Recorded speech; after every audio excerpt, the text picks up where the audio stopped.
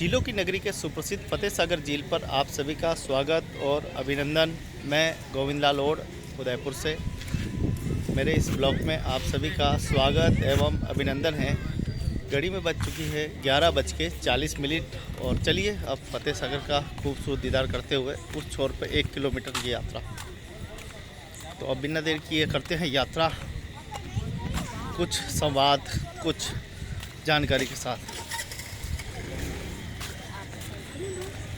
तो आज रविवार का दिन है, 2 अगस्त 2026 का खूबसूरत सा दिन। और मेरे पीछे देख पा रहे हैं बहुत बड़ी संख्या में लोग यहाँ पर एंजॉय करने के लिए आते हैं। बहनें भी आती है, भाई भी आते हैं, खूब एंजॉय करते हैं। इधर देखो कि पूरी विशाल भीड़ है।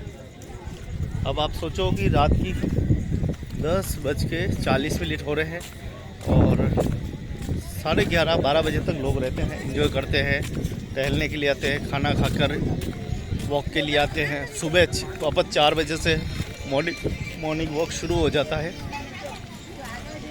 तो बड़ा ही खूबसूरत है और सभी नगरवासी खूब यहाँ पर घूमने का आनंद। और मैं भी पूरी 1 किलोमीटर की इस झील की यात्रा और 2 किलोमीटर इधर की, यानी 3 किलोमीटर घर पे, यानी 6 किलोमीटर की हमारी यात्रा रहती है रोती। तो रोज़ की यात्रा आनंद का आनंद। देखो कैसे जीवन है, देखो आप, रोजी रोटी। ये देखो यहाँ पे भी पूरा साउंड सिस्टम ही उठा लाया है। तो पूरा कोई साउंड सिस्टम, कोई अपने गिटार, तंबूरे, कोई तो बड़े बड़े स्पीकर उठा के लाता है और यहाँ पर सुंदर सुंदर गीत सुनाते हैं। तो झीलों की नगरी का ये खूबसूरत फतेह सागर झील की ये जो पूरी पाल है, कल भी मैंने देखा वहाँ इधर ही कॉलोनी के 2-3-4 मनचले आ गए थे और शराब के नशे में थे, वो मस्तियाँ कर रहे थे और बहुत सारी बहनों को भी परेशान, भाइयों को भी परेशान कर रहे थे, हिल रहे थे, धक्के खा रहे थे वो पूरे। तो ऐसे मंचलों का इलाज के लिए हमारी कालिका टीम है। उस टीम को हमेशा कम से कम 10:30 से 11:30 बजे तक तो वो यहाँ रहे, 12 बजे तक लास्ट, जिससे कि नागरिकों की सुरक्षा हो सके। तो अभी आप देखो पूरी इस झील के ऊपर कोई भी पुलिसकर्मी नहीं है, ना कोई महिला कांस्टेबल है। सिर्फ वो जो पाल है उधर खुले पुलिस वाले खड़े रहते हैं फतेह सागर के उस मार्केट की तरफ। इस तरफ भी 1-2 वो गश्त करते रहे, 1-2 बार जरूर देखे रहे, आए हुए फटफटियों पे आए और गए।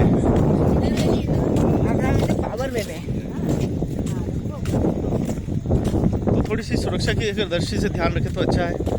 और एक थी छाया यहाँ पे बिल्कुल नहीं है। छाया अगर हो जाए, क्योंकि जब बरसात आती है तो लोग बेचारे इधर उधर दुबकना पड़ता है, इधर उधर जहाँ छाया मिल जाए वहाँ जाना पड़ता है। उधर हम जब बरसात आई थी तो मछली के मुंह में जाके घुसना पड़ा, जो वो प्लास्टिक की बना रखी है एक्वेरियम।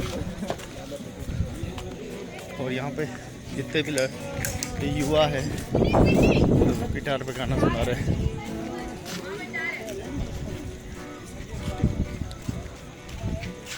तो ये अपनी स्किल यहाँ आकर दिखाते हैं लोगों को, गाने के प्रति, संगीत के प्रति लोगों को आकर्षण करते हैं।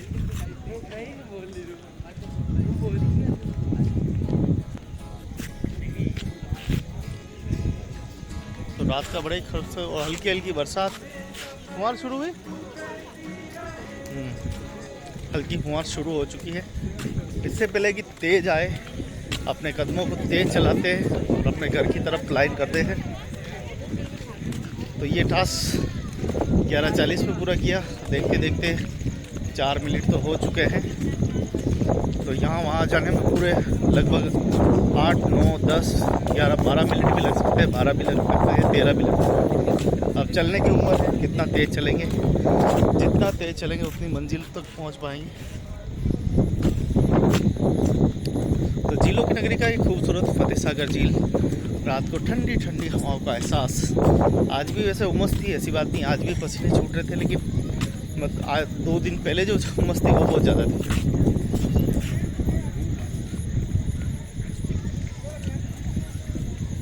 देखो भुट्टे खाने वाले जा रहे हैं। तो भुट्टे खाते खाते का आनंद, और मैंने अपना भुट्टा तो पहले ही चट कर लिया। यहाँ पे आओ, भुट्टों का आनंद लो, कुल्फी का आनंद है, आइसक्रीम का, ठंडे का, चना जोर गरम का, और बहुत सारी वैरायटी है, आप आनंद ले सकते हो। ये टाया पैलेस,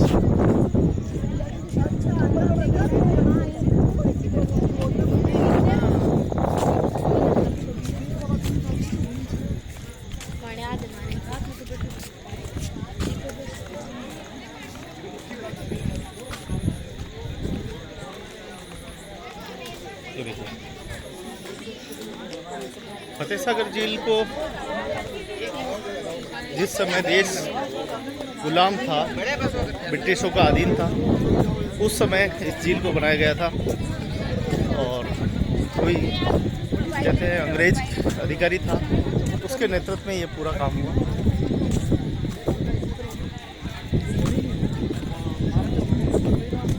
तो झीलों की नगरी की ये पृष्ठभूमि इतिहास से भरी पड़ी है। अगर आपको झीलों की नगरी के बारे में ज़्यादा जानकारी चाहिए, मेवाड़ के बारे में, आप मेरे चैनल पे जाएं, लाइव वीडियो देखें, वहाँ पे आपको बहुत सारी जानकारियाँ मिलेगी, बहुत महत्वपूर्ण जानकारियाँ मिलेगी, जिससे कि आप मेवाड़ के इतिहास के बारे में बहुत गहराई से समझ सकेंगे। आज ठाकुर अमरचंद बड़वा जी मेवाड़ के प्रधानमंत्री रहते हुए 25 वर्षों में जो काम किया, उस काम के ऊपर प्रकाश डाला गया। अच्छी सी गोष्ठी हुई। ठाकुर अमरचंद बड़वा स्मृति संस्थान, लोक जन सेवा संस्थान के संयुक्त तत्वाधान में एक खूबसूरत सा कार्यक्रम संपन्न हुआ। 5 दिवसीय पूरे नगर में ठाकुर साहब के इतिहास के बारे में जानकारी मिली। बहुत सारे लोग कहते हैं ठाकुर साहब की जाति क्या है, तो वह सनाट्य ब्राह्मण थे, और ठाकुर की उपाधि राजाओं से मिली थी, क्योंकि वह कदकाठी के बहुत अच्छे मजबूत थे, और उनके कद जो था वो बिल्कुल, और उसके साथ ही वो शस्त्र और शास्त्र और वास्तुकला के बहुत अच्छे ज्ञाता थे, इसीलिए ठाकुर की उपाधि देकर दी गई थी। तो कई नागदा ब्राह्मणों को ठाकुर की उपाधि दी गई थी, इसीलिए उनका नाम ठाकुर अमरचंद बड़वा लगाते हैं।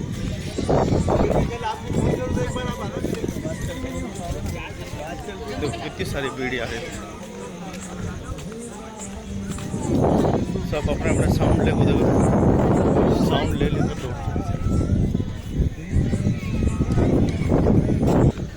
संस्कृति, परंपराओं और हमारी धरोहर के बारे में विशेष जानकारी आपको मेरे चैनल पे मिल जाएगी। आपको भक्ति मेवाड़ पे भी मिलेगी, और आपको झीलों की नगरी मेवाड़ पे भी मिलेगी। आप फेसबुक पे भी देख सकते हैं, आप यूट्यूब चैनल पे भी देख सकते हैं, आप इंस्टाग्राम पे भी देख सकते हैं। अगर 2-2, 3-3 घंटे का अगर लाइव होता है इंस्टाग्राम पे, तो वो शायद बहुत कम लोगों में से मैं शायद एक हो सकता हूँ। हर कार्यक्रम को मैं कोशिश करता हूँ उसको लाइव कवरेज, क्योंकि आजकल यूथ पूरा इंस्टाग्राम पे है, तो उन तक कैसे जानकारी पहुँचे, वो कैसे अच्छी चीज़ों को संग्रहण करें और बुराइयों को बाहर निकालें, इसका पूरा एक प्रयास किया जा रहा है, जिससे कि आज सोशल प्लेटफॉर्म के ऊपर युवाओं तक बात पहुँचाए, ताकि युवा भटके नहीं, और युवाओं को भी हमारी संस्कृति, हमारे परंपराओं के बारे में जानकारी मिलती रहे। आज का युवा बहुत स्मार्ट है, और जरा सा गलत संपर्क में आते ही वो उसके भेंट चढ़ जाता है, नशे की तरफ चला जाता है, वह अपने आप पे, अपने अतीत और अपने भविष्य को भी भूल जाता है। इसलिए आजकल युवा एक कुछ करता है तो दूसरा भी वैसे ही करता है। आज का कंटेंट चल रहा है, लोग उल्टा सीधा नाच कर वीडियो बनाना, उल्टे सीधे वीडियो बनाना, उससे क्या छवि भी खराब होती है, और